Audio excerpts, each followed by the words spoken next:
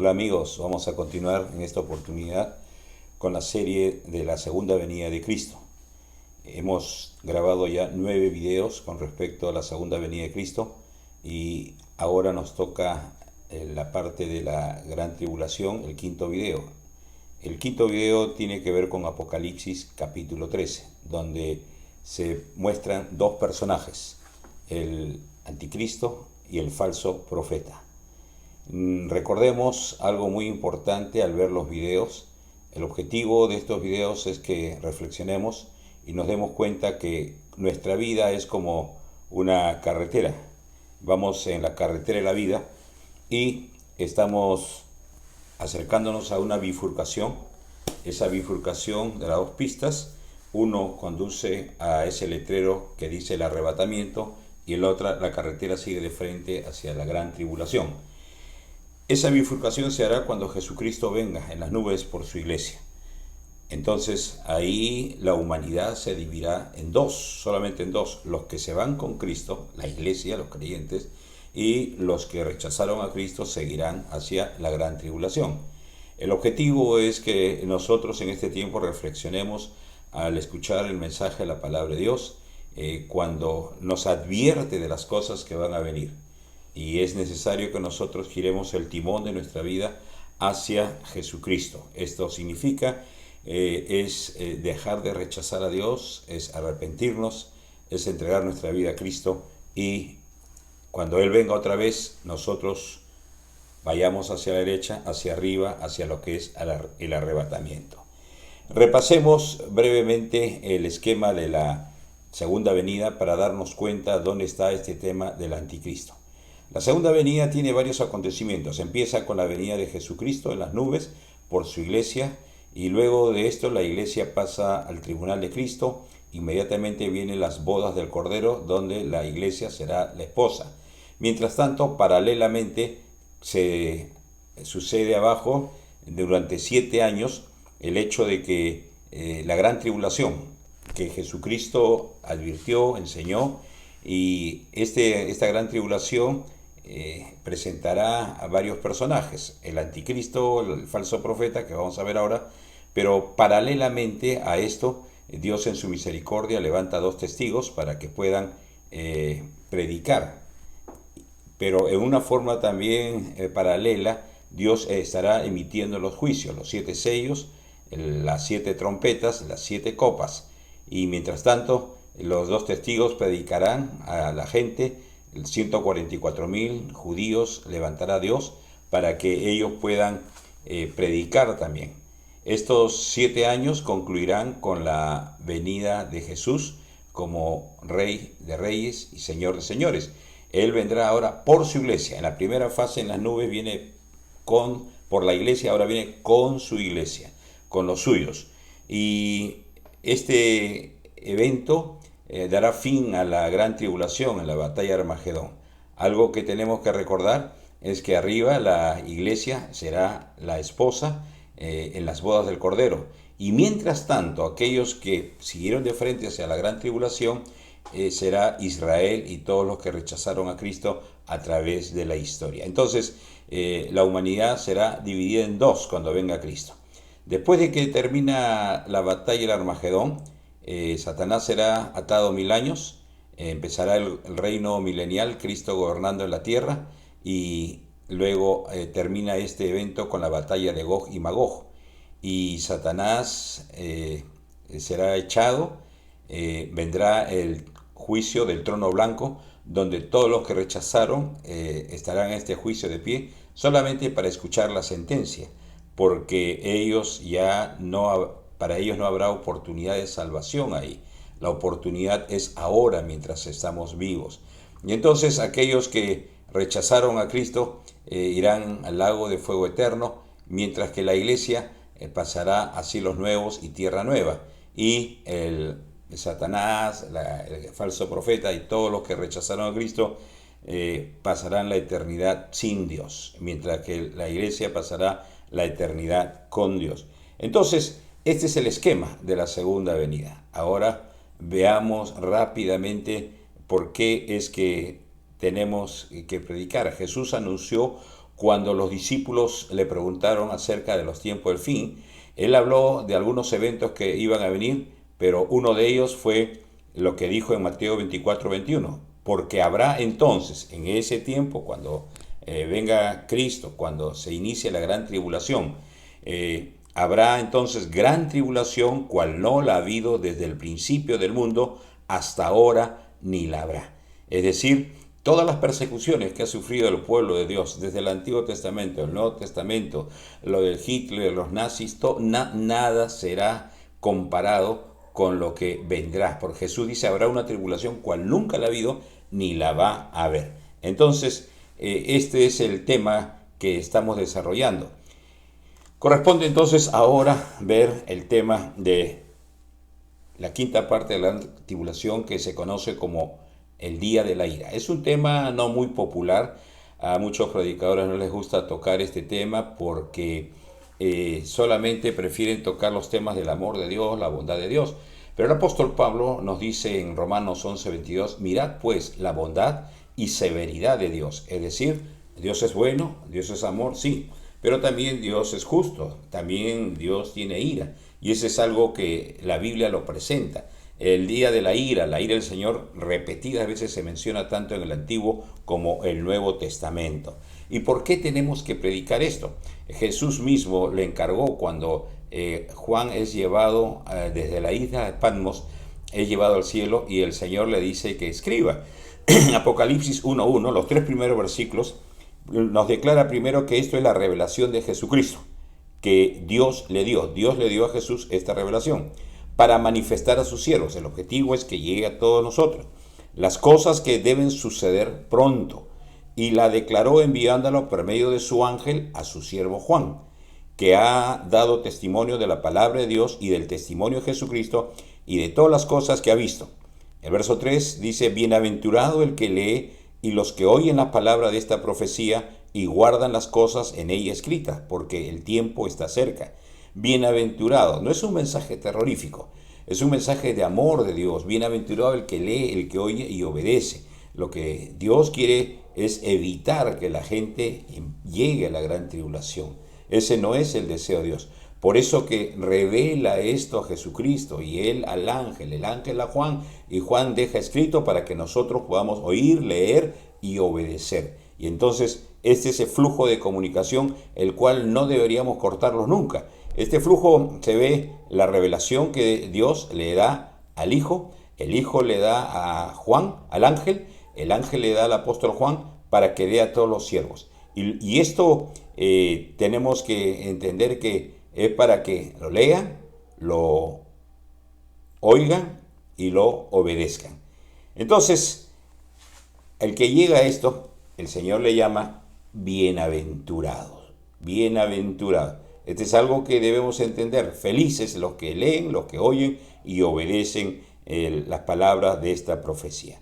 Muy bien, entonces ahora sí, el tema de ahora es el anticristo. ¿Quién es este personaje? Pues veamos lo que la Biblia nos dice.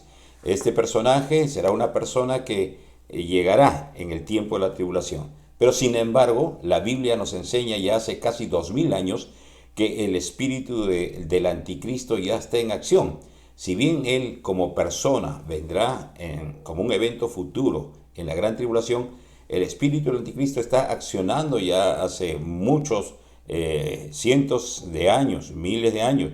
El apóstol Juan dice en primera de Juan, capítulo 4, verso 3, y todo espíritu que no confiesa que Jesucristo ha venido en carne, no es de Dios. Y este es el espíritu del anticristo, el cual vosotros habéis oído que viene y que ahora ya está en el mundo. Hace 2000 años, el apóstol Juan dice, ustedes han oído que viene el anticristo, pero su espíritu, el espíritu del anticristo, esa forma de vida ya está operando en el mundo. Pablo, cuando escribe a los tesalonicenses acerca de la segunda venida del Señor, le dice en el capítulo 2, verso 7, porque ya está en acción, dice el misterio de la iniquidad, del pecado, solo que hay quien al presente lo detiene, hasta que él a su vez sea quitado de en medio. Hay algo que lo detiene a que se manifieste el anticristo, es la iglesia, el Espíritu Santo morando en la iglesia. hasta que dice sea quitado, cuando eso será cuando Cristo venga y la iglesia sea llevada al cielo. Entonces ahí se manifestará el Cristo, pero el anticristo, pero el misterio de la iniquidad ya está en acción, el espíritu del anticristo ya está en acción, dice el apóstol Pablo. Entonces veamos ahora lo que dice el libro de Apocalipsis acerca de este personaje, el anticristo. En Apocalipsis capítulo 13, verso 1, dice el apóstol Juan, relata: me paré sobre la arena del mar y vi subir del mar una bestia que tiene 7 cabezas y 10 cuernos, y en sus cuernos 10 diademas, y sobre sus cabezas un nombre blasfemo. Y la bestia que vi era semejante a un leopardo, sus pies como de oso y su boca como boca de león. Y el dragón le dio poder, su poder y su trono y grande autoridad. Lo primero que vimos, vamos a ver, Apocalipsis lo muestra como una bestia que sale del mar. El mar en el capítulo 17 hace referencia a muchedumbres, a naciones, a pueblos. Es decir, este anticristo vendrá de alguna nación y da a entender que no será judío. Entonces, dentro de este simbolismo, el anticristo es presentado como una bestia. Y esto revela el carácter de esta persona. Y tenía 7 cabezas y 10 cuernos, en sus cuernos 10 diademas. Al igual que Satanás, de tal palo, tal astilla, tiene la misma figura, 7 cabezas. Y esto da a entender cómo Satanás ha estado dominando muchos imperios en este mundo, desde el imperio egipcio, el asirio, el imperio babilonio, medo-persa, Grecia, los romanos. Y en este tiempo es el príncipe de este mundo, dijo Jesucristo, que es Satanás. Y entonces tiene 7 cabezas, 10 cuernos, que son 10 reyes que aún no han recibido reino, dice Apocalipsis 17. Y sobre sus cabezas un nombre blasfemo. Es decir, esto nombra, más o menos nos muestra el carácter de este personaje. Será un hombre perverso y todo lo que va a hacer es oponerse a Dios, rechazar a Dios, va a levantar su voz contra Dios. Esto nos muestra Apocalipsis 13 acerca del anticristo, pero algo más. Nos dice que era semejante a un leopardo y sus pies como de oso y su boca como boca de león. Cuando el profeta Daniel tiene una visión del anticristo, también ve estos 3 animales. Y cuando uno lee el libro de Daniel, se da cuenta que el leopardo está representando a Grecia, el oso al imperio medo-persa y el león a Babilonia. Entonces este anticristo tendrá la agilidad de un leopardo, porque rápidamente, así como Alejandro el Magno conquistó todo el mundo conocido para su época, rápidamente, recuerden que él murió a los 33 años, el anticristo rápidamente gobernará este mundo. Y será fuerte como el imperio medo-persa, y dice tiene cabeza de león, es decir, tendrá esplendor, pero el león es el animal más fuerte en la selva, su voz es potente, que causa temor. Esto será el anticristo. Y dice que el dragón, que es Satanás, le dio su poder y su trono y grande autoridad. Es decir, el poder del anticristo será un poder satánico, será totalmente poseído por Satanás.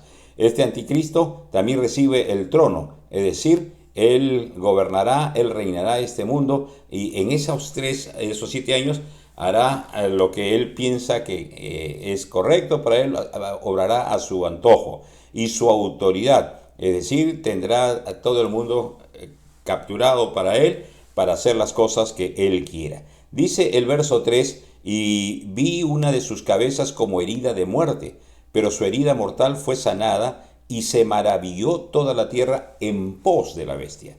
Dice que una de sus cabezas fue como herida de muerte y fue sanada, no murió.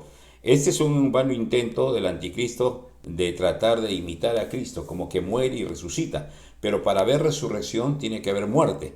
Aquí es una herida de muerte, pero es sanado luego. Y luego dice la reacción de la gente: se maravilló toda la tierra en pos de la bestia. Entonces esto muestra la carrera meteórica que tendrá el anticristo rápidamente se hará del dominio mundial y cuidado, cuando no solamente el anticristo anhela tener dominio, control sobre todo, sino que la gente se maravillará e irá en pos de él.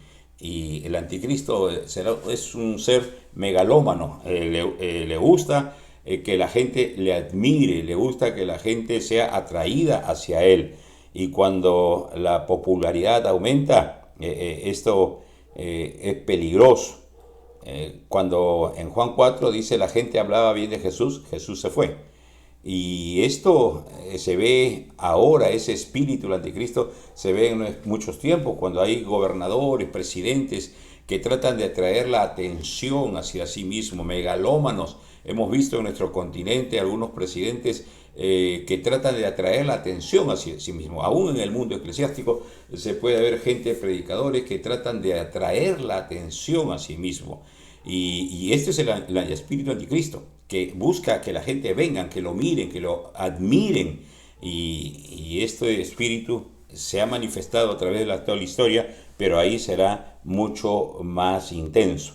El profeta Ezequiel nos habla de este personaje, el anticristo, en Ezequiel 28:2, hijo de hombre, di al príncipe de Tiro. Ezequiel 28 más abajo habla del rey de Tiro. Y aquí habla al príncipe. Recuerden, el rey es superior al príncipe. El anticristo recibe autoridad de Satanás. Y entonces, así ha dicho Jehová el Señor, por cuanto se enalteció tu corazón y dijiste, yo soy un Dios. En el trono de Dios estoy sentado en medio de los mares, siendo tú hombre y no Dios, y has puesto tu corazón como corazón de Dios. El anticristo, la palabra anticristo significa alguien que se opone a Dios, y también tiene un doble significado, alguien que se pone en el lugar de Dios, se opone y se pone en el lugar de Dios. Y Ezequiel continúa diciendo en el verso 3, he aquí que tú eres más sabio que Daniel. Empieza a mostrar la sabiduría, más sabio que el profeta Daniel, el cual Nabucodonosor se asombró del conocimiento que tenía Daniel, pero dice el anticristo será más sabio que Daniel. No hay secreto que te sea oculto. Con tu sabiduría y con tu prudencia has acumulado riquezas y has adquirido oro y plata en tus tesoros. Con la grandeza de tu sabiduría en tus contrataciones, operaciones comerciales, has multiplicado tus riquezas y a causa de tus riquezas se ha enaltecido tu corazón. Este personaje, el anticristo, nos dice el profeta Daniel que será más sabio. Miren la sabiduría del anticristo, más sabio que Daniel. Será un hombre muy rico, probablemente el hombre más rico de la tierra en esa época. Acumulará riquezas, acumulará tesoros y un hombre de negocios que ha multiplicado sus riquezas y su corazón se enaltece. Algo más dice el profeta Daniel con respecto al anticristo. En el capítulo 7, 8 dice, mientras yo contemplaba los cuernos, he aquí que otro cuerno pequeño salía entre ellos, y delante de él fueron arrancados 3 cuernos de los primeros. Y aquí que este cuerno tenía ojos como de hombre y una boca que hablaba grandes cosas. Y yo entonces miraba a causa del sonido de las grandes palabras que hablaba el cuerno. Es decir, este hombre será un orador de primera. Los grandes oradores de nuestra época parecerán tartamudos al lado del anticristo. Y Daniel decía que él se acercaba para escuchar las grandes cosas que él hablaba. Recordemos cuando en el 13:2 de Apocalipsis menciona como cabeza de león y boca de león. Esa boca es imponente, esa voz causará temor. ¿Quién podrá oponerse al anticristo? Será un personaje megalómano, que le gusta el orgullo, que le gusta la admiración, que la gente lo admire, que la gente lo aplauda, que la gente vaya tras él. Y además será un hombre, un orador, un hombre que hará muchas riquezas debido a su sabiduría y una voz imponente. ¿Quién podrá oponerse? ¿Quién podrá decirle no? Causará temor a los que están cerca a él. Pero Daniel nos dice algo más en el capítulo 11 de Daniel. Dice, y le sucederá en su lugar un hombre despreciable, al cual no darán la honra del reino, pero vendrá sin aviso y tomará el reino con halagos. Miren la astucia. Tomará el reino con halagos. Las fuerzas enemigas serán barridas delante de él, como con inundación de aguas. Serán del todo destruidos, junto con el príncipe del pacto. Y después del pacto con él, engañará y subirá y saldrá vencedor con poca gente. Miren esa estrategia. Primero los halaga, los atrae, les hace pensar, les hace creer todas sus palabras, que tú eres un grande, eres maravilloso, eres fantástico, todo lo halagará. Una vez que las personas estos empiezan a creerle, caerán a sus pies, y acá el anticristo hará con ellos lo que quiera. Él es experto en presentar cosas atractivas para luego devorar a la gente. Recuerden, en el huerto de Edén, a Eva le presentó algo atractivo, codiciable, de tal forma que Eva dijo: este es árbol codiciable, agradable a la vista. Y Satanás le dijo: come, porque serás como Dios, conocerás el bien y el mal. Y Eva y Adán cayeron, y Satanás usurpó el dominio que Dios le había dado a Adán y Eva. Lo mismo intentó hacer con Jesucristo cuando lo llevó al monte y le dijo: mira, todo este reino yo te lo daré si inclinado me adorares. Pero Jesús no cayó en su trampa y lo venció con la palabra. Entonces, él con su oratoria los envuelve a las personas, a los príncipes, a los reyes, les hace creer que son muy buenos, y una vez que los envuelve, los utiliza a su antojo.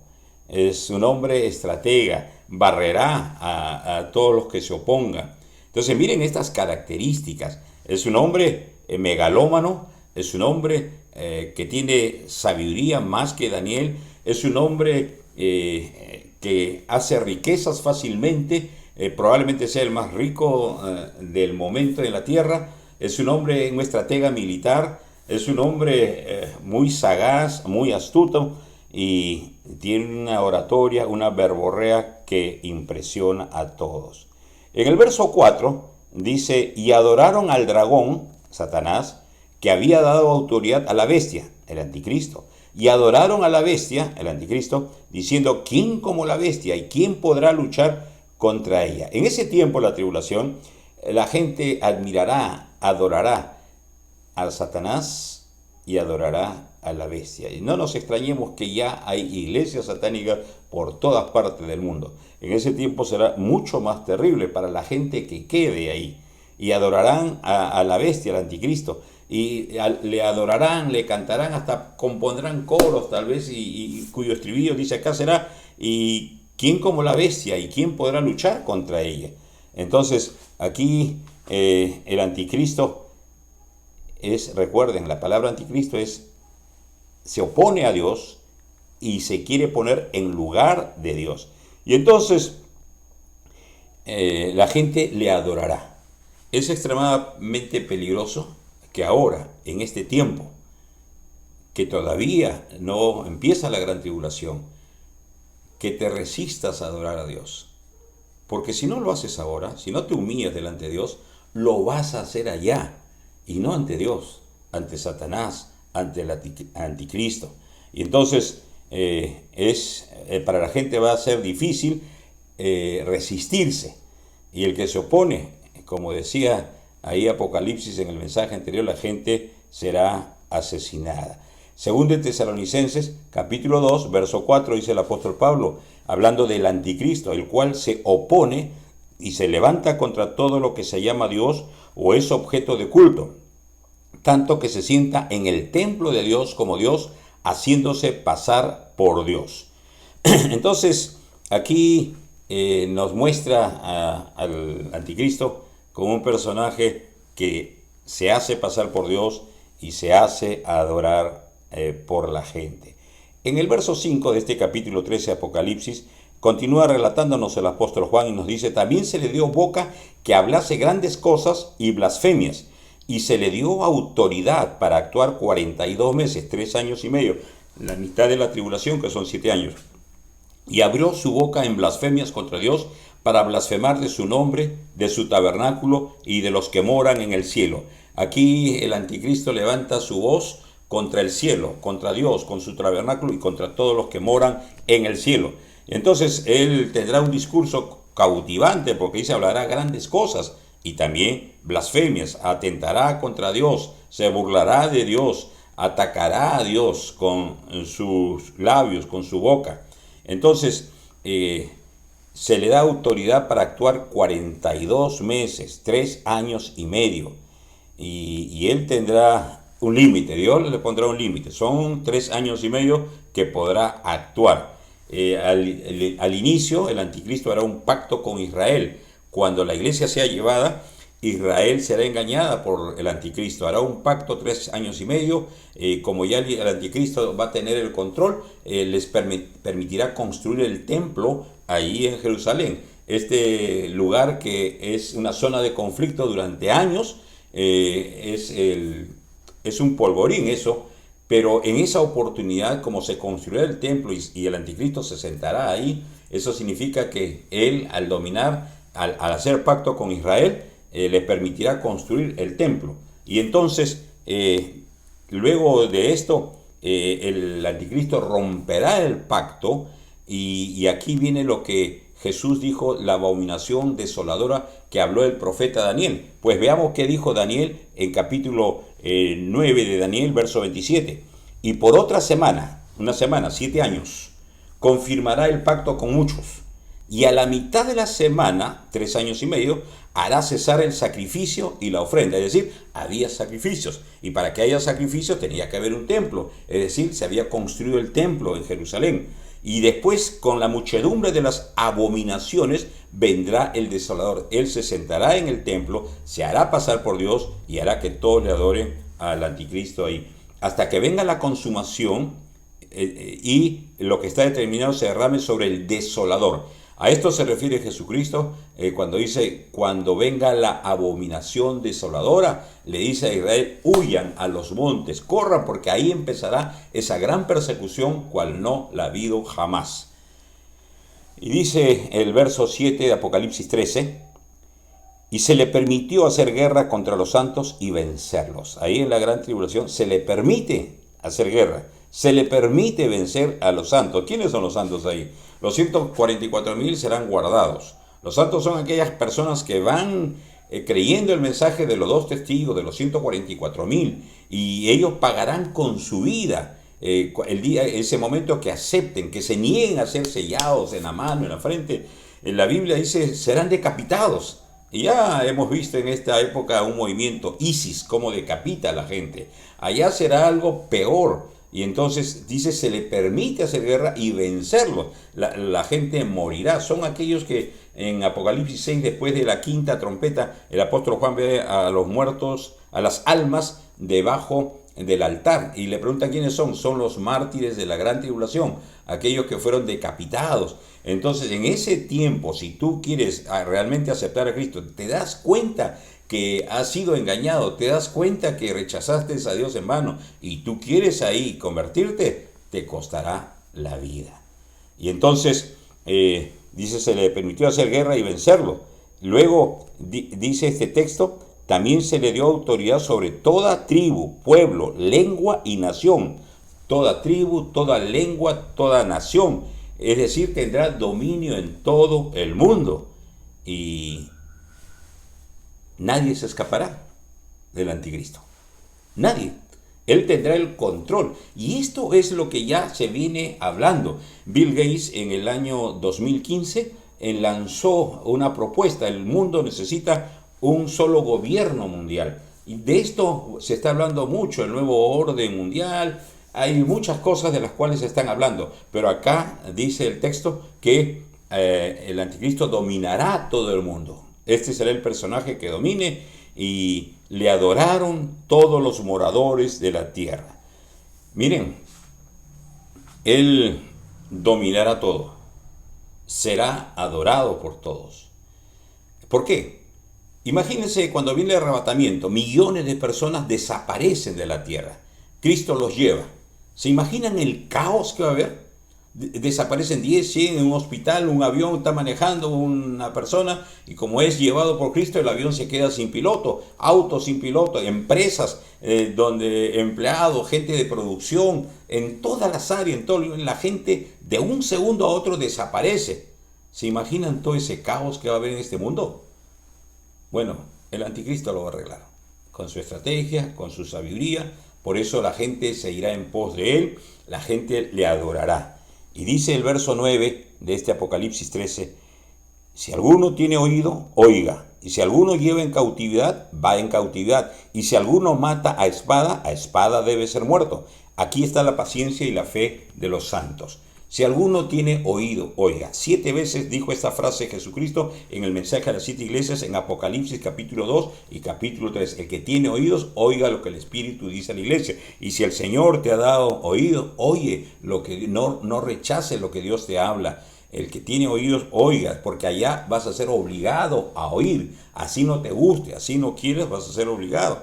Y entonces, aquí lo que uno siembra cosecha. Llevaste en cautividad, vas a ser el cautivo. Mataste a espada, vas a ser muerto. Aquí está la paciencia de los santos y la fe. Es decir, en un momento pareciera que el mal va a triunfar. El mal va a derrotar al bien, pero recuerden que Dios tiene el control, le ha dado un tiempo para que finalmente, cuando Cristo venga, venza a Satanás. Entonces Satanás utiliza estas armas, la intimidación, el engaño. ¿Ok? Hasta aquí el anticristo. El siguiente versículo nos presenta el siguiente personaje, el falso profeta. Aquel que, dice el texto, tenía 2 cuernos semejantes a los de un cordero, pero hablaba como dragón. 2 cuernos como de un cordero, un animal manso, pero hablaba. Recuerden, Jesús dijo, de la abundancia del corazón habla la boca. Él hablaba como un dragón. Es decir, su apariencia era apariencia de piedad, pero su actuar, su hablar, su obrar era de maldad, era como un dragón. Y ya la Biblia nos ha dicho categóricamente quién es este dragón, es Satanás. Y dice en el verso 11, ya describiendo a este falso profeta, después vi otra bestia. Esta es otra bestia distinta a la que salía del mar, esta que subía de la tierra. Este personaje viene de la tierra y tenía 2 cuernos semejantes a los de un cordero, pero hablaba como dragón y ejerce toda la autoridad de la primera bestia, del anticristo, en presencia de ella, y hace que la tierra y los moradores de ella adoren a la primera bestia, al anticristo, cuya herida mortal fue sanada. Y entonces aquí presenta ya al falso profeta. Este falso profeta viene de la tierra, y aquí vemos otro intento de imitar el dragón, el anticristo y el falso profeta, la trilogía diabólica. Y dice que este falso profeta tenía 2 cuernos, semejante a los de un cordero, pero hablaba como dragón, y ejerce toda la autoridad de la primera bestia en presencia de ella. Este falso profeta ejecutará la voluntad del anticristo, será el ejecutivo, el ejecutor del anticristo. Y dice que hace que la tierra y los moradores de ella adoren a la primera bestia. Él promoverá la adoración a Satanás, al anticristo. Entonces este falso profeta es el que también hará luego sellar a la gente. Entonces, cuya herida mortal fue sanada. Presenta al anticristo, al falso profeta aquí. Y creo que es bueno darnos cuenta de esta trilogía. Ya Juan lo dice en Apocalipsis capítulo 16, verso 3. Y vi salir de la boca del dragón y de la boca de la bestia y de la boca del falso profeta. Ahí están los 3. El dragón, la bestia y el falso profeta. 3 espíritus inmundos a manera de rana. Esta trilogía diabólica presenta aquí. El dragón se muestra en Apocalipsis capítulo 12. El video anterior vimos el dragón y la mujer. La mujer representa a Israel y el dragón Satanás, que persigue a Israel. Luego la bestia, como estamos viendo ahora, que es el anticristo. Y luego la otra bestia en Apocalipsis 13. Ahí están los pasajes donde se presentan estos 3 personajes. La Biblia relata y dice que la bestia es el diablo, es Satanás. El dragón es el diablo, es Satanás. Mientras que la bestia es el anticristo. Y la otra bestia que aparece en la tierra es el falso profeta. Mientras que el dragón sale del cielo. Recuerden, Satanás tenía presencia en el cielo, en el libro de Job, cuando se paseaba junto con los hijos de Dios. En los capítulos anteriores hemos visto cómo Satanás es echado del cielo. Y ahora vemos a la bestia, el anticristo, que dice sale de las aguas del mar, y la otra bestia sale de la tierra. Entonces vemos aquí a estos personajes. Mientras que el dragón da autoridad al anticristo, el anticristo, la bestia, tiene autoridad sobre todas las naciones. Y la otra bestia, el falso profeta, hace que adoren al anticristo. Ahí está la trilogía diabólica. Continuemos con el texto, Apocalipsis 13, verso 13. Dice, hablando del falso profeta, también hace grandes señales, de tal manera que aún hace descender fuego del cielo a la tierra delante de los hombres. Al mismo estilo de Elías, hace descender fuego del cielo a la tierra. Y engaña, esa es su actividad, engañar. Recuerden que el príncipe de toda mentira es Satanás. Engaña a los moradores de la tierra con las señales que se le ha permitido hacer en presencia de la bestia, del anticristo, ordenando a los moradores de la tierra que le hagan imagen a la bestia, que tiene la herida de espada y vivió. El falso profeta mandará que hagan imagen a esta bestia, que luego hablará, hará milagros. El falso profeta también hace milagros, hace que descienda fuego del cielo. La cuestión no es que haga milagros o no. Sí, hace milagros y sí, es verdad, hace milagros. Recordemos en el Egipto, cuando Dios saca a Israel y los magos de Moisés imitan 3 milagros que hace Moisés con la vara. Ellos también hacen lo mismo. Ya las 7 otras plagas no pudieron imitarla, pero Satanás puede hacer milagros. Aquí la cuestión es de quién vienen los milagros, porque estos milagros hacen que la gente adore al anticristo. Cuando viene Dios, va a adorar a Dios. La Biblia dice hay caminos que al hombre le parecen derechos, pero su fin es camino de muerte. Parecen derechos. La cuestión es, otra vez, no es que haga milagro. Ahí vemos un chamán, un curandero que te puede hacer un milagro, sí, pero ¿qué va a suceder luego? Esta persona va a creer al chamán, se vuelve el profeta del chamán porque empieza a recomendar, a traer gente hacia el chamán y la gente empieza a creer. Hay caminos que al hombre le parecen derechos, pero su fin, su destino es de muerte, separación de Dios. Parecen derechos, pero no son de Dios. Entonces, recuerda, no es solamente ver el milagro, es de quién procede y a quién te lleva a adorar, a quién te lleva a creer. Este falso profeta hace grandes milagros y Satanás, recuerden, otorgó poder, autoridad al anticristo. Y el falso profeta actúa bajo la autoridad del anticristo. Y manda a todos los moradores que le hagan imagen. Esta imagen hablará, esta imagen hará milagros. Y aquí nos hace recordar en el reino de Nabucodonosor en Babilonia, cuando ordenó que todos adorasen a esa imagen, pero los 3 amigos de Daniel se negaron y fueron echados al horno de fuego. Aquí habrá una orden que todos adoren a la imagen de la bestia, y quien no hace, bueno, simplemente será muerto. Y el verso 15 dice el texto, y se le permitió infundir aliento a la imagen de la bestia, para que la imagen hablase e hiciese matar a todo aquel que no la adorase. Mire, se le permite infundir aliento, otra vez la imitación, para que esa imagen hecha por el hombre hable. Dice, hablase e hiciese matar a todo aquel que no la adorase. El falso profeta, otra vez imitando al Espíritu Santo, el aliento, el neuma, hace que esta imagen hable. El verso 16, el siguiente versículo de Apocalipsis, dice, y hacía que a todos, pequeños y grandes, ricos y pobres, libres y esclavos, se les pusiese una marca en la mano derecha o en la frente. Hacía, el falso profeta, ¿qué es lo que hace? Que a todos se les ponga una marca. Y no respeta condición, grandes y chicos, no respeta condición social, no respeta condición económica, ricos y pobres, no respeta condición laboral, libres y esclavos. Y él hará que todos sean marcados. Es una marca. Antes se hablaba de la tarjeta de crédito, la banda, ahora se habla de un chip que será insertado en la frente o en la mano.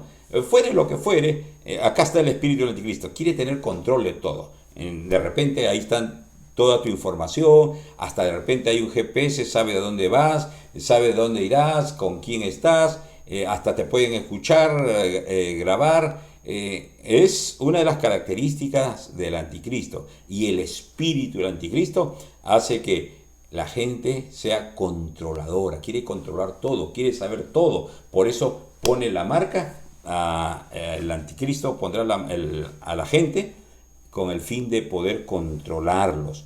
Y dice el verso 17 que ninguno pudiese comprar ni vender, sino que el que tuviese la marca o el nombre de la bestia o el número de su nombre. Aquí hay un control financiero. Tú no podrás hacer ninguna transacción económica. Ahora usamos efectivo, usamos tarjeta de crédito, transferencias, Yape, una serie de cosas. Pero cuando haya puesto una marca a toda la gente, dice que nadie podrá comprar y vender.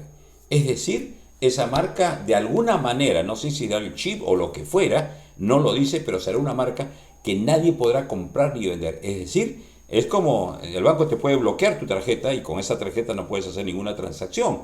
Es decir, si no estás de acuerdo con el anticristo, él podrá bloquearte de tal manera que no puedas ni comprar ni vender. ¿Qué va a pasar cuando no puedas hacer ningún movimiento económico? No puedas comprar nada, no puedas vender nada, porque todo se hará por esa vía. El control financiero tendrá el anticristo. Y dice el verso 18, aquí hay sabiduría. El que tiene entendimiento, cuente el número de la bestia, pues es número de hombre, y su número es 666. 666, número de hombre. Dentro de la simbología bíblica, el 6 es número de hombre y el 7 es número de Dios. Es decir, el 6 nunca va a alcanzar a 7. Y 3 veces 6 es la plenitud. Es decir, es el humanismo mismo reinando en ese entonces. Ahora ya el humanismo se está imponiendo en muchas áreas. Un humanismo que da la espalda a Dios. Un humanismo que rechaza a Dios. Y entonces, aquí hay sabiduría. Es el número de la bestia. Es el número 666. Y bueno, hasta el momento hay muchas personas que con la numerología le asignan un número a la letra, la gematría, y van llegando a conclusiones. En un momento se pensó que era Nerón, en otro momento se pensó que era Napoleón, en otro momento se pensó que era Hitler, ahora algunos piensan que es Bill Gates. Mira, son puras conjeturas, ninguno de ellos es, pero será un número de hombre, 666. Y esto es lo que va a suceder. Esto es lo que va a hacer el anticristo. Esto es lo que va a ser el falso profeta. Concluimos y vamos a concluir con este pasaje de 2 Tesalonicenses 2:7. Porque ya está en acción el misterio de la iniquidad, solo que hay quien al presente lo detiene, hasta que él a su vez sea quitado de en medio. Y entonces se manifestará aquel inicuo a quien el Señor matará con el espíritu de su boca y destruirá con el resplandor de su venida. Esa es en la segunda fase de la segunda venida. Inicuo, cuyo advenimiento es por obra de Satanás, el anticristo. Recuerden, Satanás le da autoridad, poder al anticristo, con gran poder y señales y prodigio mentiroso, de los cuales ya hablamos, y con todo engaño. Su característica habitual es engañar a la gente, engaño de iniquidad para los que se pierden, por cuanto no recibieron el amor de la verdad para ser salvos. ¿Quiénes son los que se pierden? Los que no recibieron el amor de la verdad para ser salvos. Recuerden, porque de tal manera amó, el amor de Dios, amó Dios al mundo que ha dado a su único Hijo, a Jesucristo. No recibieron a Cristo, rechazaron a Jesucristo. El amor de la verdad, Jesucristo dijo: yo soy el camino, la verdad y la vida. ¿Quiénes son los que se pierden? Los que rechazan a Cristo, y ellos son los que estarán en ese tiempo de la gran tribulación. Concluyo con esta figura. Recuerda, nuestra vida está en la carretera de la vida. Y estamos llegando a un punto donde hay una bifurcación. Para el lado derecho hay un letrero que dice el arrebatamiento. Y el camino de ese lado es arrepentimiento y fe. Arrepentirse de sus pecados y creer en Jesucristo. De tal forma que cuando Cristo venga, esa bifurcación se produce precisamente cuando Jesucristo venga por su iglesia. Aquellos se irán con Cristo. Pero los que rechazan a Cristo seguirán su vida de frente hacia la gran tribulación. ¿Qué cosa vas a hacer? ¿Sigues en el auto de la vida de frente o giras hacia Dios? Y este es el consejo que te doy. Gira tu vida hacia Dios. Que Dios te bendiga.